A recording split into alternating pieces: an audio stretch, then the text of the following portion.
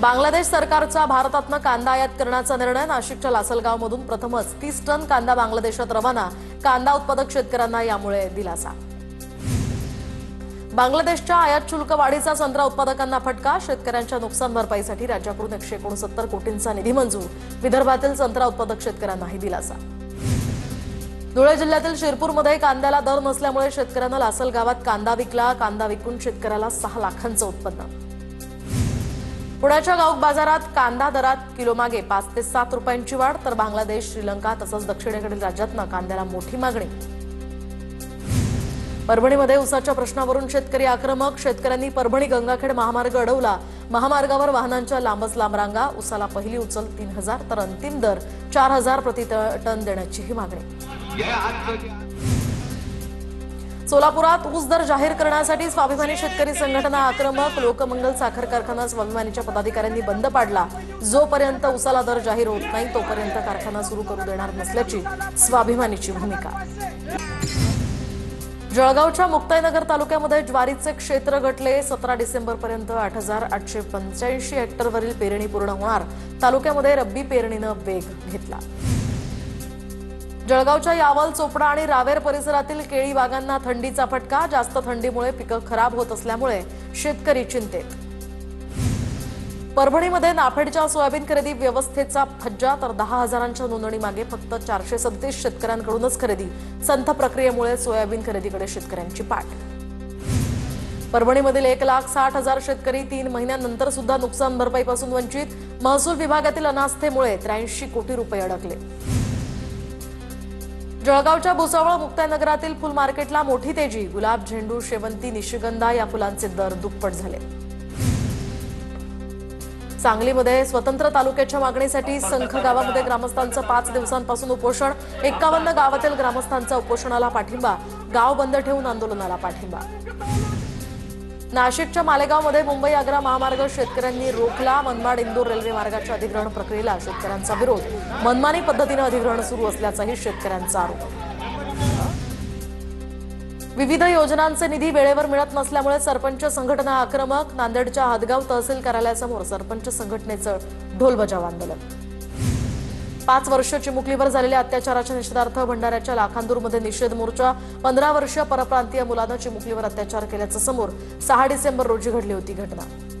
अहिल्यानगरच्या संगमनेरमध्ये सत्यजित तांबे, जयश्री थोरात यांचा प्रांत कार्यालयासमोर ठिय्या। जयश्री थोरात लेकराला कडेवर घेऊन आंदोलनात सहभागी। तर बिबट्यामुक्त संगमनेर करा, आंदोलकांची मागणी। सोलापुरात पवारांच्या राष्ट्रवादीचे नेते भारत पाटील यांच्यावर ऑइल फेक प्रकरणी गुन्हा दाखल। टेंभुर्णी पोलिसात 5 जणांविरोधात गुन्हा।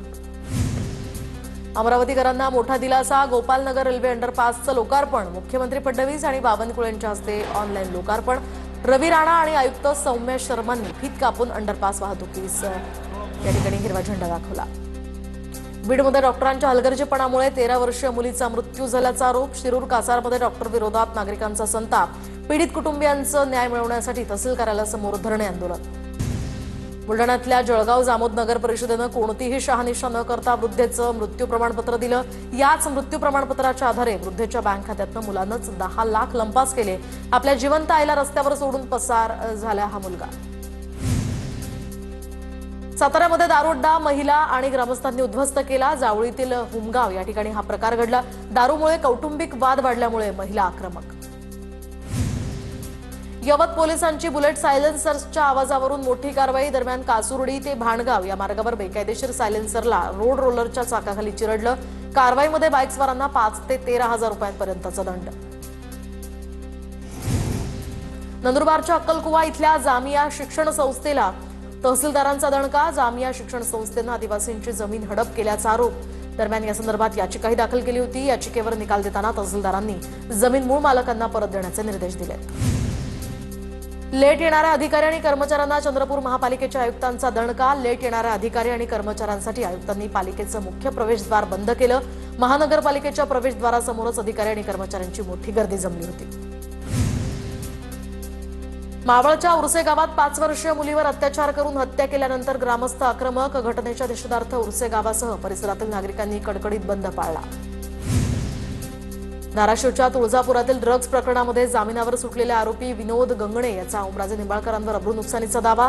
विनोद गंगणे तुळजापूरमध्ये भाजपचे नगराध्यक्ष पदाचे उमेदवार, तर आमदार कैलास पाटलांकडून सुद्धा काल ड्रग्ज प्रकरणी विधानसभेत लक्षवेधी।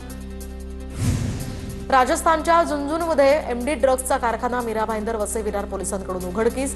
तब्बल 100 कोटींचा मुद्देमाल जप्त। या प्रकरणामध्ये 11 आरोपींना अटक करण्यात आली। पोलीस आयुक्त निकेत कौशिक यांच्या मार्गदर्शनाखाली कारवाई। धुळ्यातील मोहाडी उपनगरातील वृद्ध महिलेची घरातच हत्या। हत्येनंतर घरात चोरी झाल्याचंही समोर। या प्रकरणी पोलिसांकडून अधिकचा तपास सुरू। धुळ्याच्या मोहाडीमधील महिलेच्या हत्येच्या निषेधार्थ मुंबई आग्रा महामार्गावरच्या प्रेसिडेन्सी पार्कजवळ नागरिकांचा रास्ता रोको। नागपूर सुरत महामार्गावर वाहनांच्या मोठ्या रांगा। लातूरच्या वानवडा या गावाच्या रस्त्यावर कारमध्ये जळून एकाचा मृत्यू, तर कारला लागलेल्या आगीचं कारण अद्याप अस्पष्ट। पोलिसांकडून घटनेचा तपास सुरू। पतीच्या विवाहबाह्य संबंधांना कंटाळून विवाहितेची आत्महत्या। लातूर जिल्ह्यातल्या वरवंटी या गावातली घटना। तर पीडितेच्या वडिलांचा फिर्यादीवरून पोलिसात पती आणि सासऱ्याविरोधात गुन्हा। येवल्यातील विंचूर चौफुली परिसरामध्ये टवाळखोरांनी फरसाणचं दुकान पेटवलं। पेट्रोल टाकून दुकान पेटवणाऱ्यांचा व्हिडिओ सीसीटीव्हीत कैद। पोलिसांकडून सीसीटीव्ही दिसणाऱ्या या टवाळखोरांचा शोध सुरू। महावितरणवर नागपूर खंडपीठाकडून स्वतः जनहित याचिका दाखल। शेतकऱ्यांना वीज जोडणी न दिल्यानं कोर्टाची नाराजी, तर राज्य सरकार आणि महावितरणला नोटीस। 9 जानेवारीपर्यंत उत्तर सादर करण्याचेही निर्देश। वाशिमच्या रिसोड शहरामध्ये मोकाट कुत्र्यांचा वाढता त्रास नागरिकांसाठी चिंतेचा विषय। कुत्र्यांच्या चाव्याच्या घटनांमध्येही वाढ। कुत्र्यांची संख्या नियंत्रित करण्यासाठी निर्बीजीकरण तसंच रेबीज प्रतिबंधक लसीकरण मोहीम सुरू। मिथुन तारका समूहातील उल्का वर्षावाचा वाशिमच्या खगोलप्रेमींनी घेतला अनुभव। उत्तर गोलार्धातील वाशिमच्या आकाशात उल्कांचं दर्शन झालं।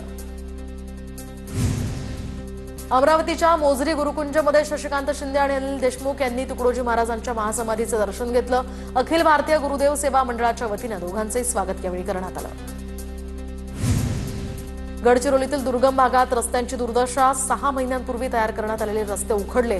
निकृष्ट दर्जाच्या कामामुळे रस्त्यांची दुर्दशा। प्रशासनाचं मात्र याकडे दुर्लक्ष।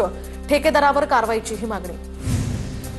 रत्नागिरी नगर परिषदेच्या प्रभाग क्रमांक 10च्या निवडणुकीतनं कुणाचीही माघार नाही। माघार न घेतल्यामुळे अ आणि ब प्रभागामध्ये प्रत्येकी 2 उमेदवार निवडणुकीच्या रिंगणात आमने-सामने असणार। नाशकात घरांची भिंत कोसळून 12 वर्षीय मुलीचा मृत्यू। मातीच्या ढिगाऱ्याखाली आल्यानं मृत्यू झाल्याची माहिती। सुरगाणा तालुक्यातील उंबरपाडा दिगरमधली ही घटना। अर्जेंटिनाचा स्टार फुटबॉलपटू लिओनेल मेसीचं मुंबई क्रिकेट असोसिएशनचे अध्यक्ष अजिंक्य नाईक यांनी केलं स्वागत, तर वानखेडे स्टेडियमवर मेसीचं जंगी स्वागत करण्यात आलं।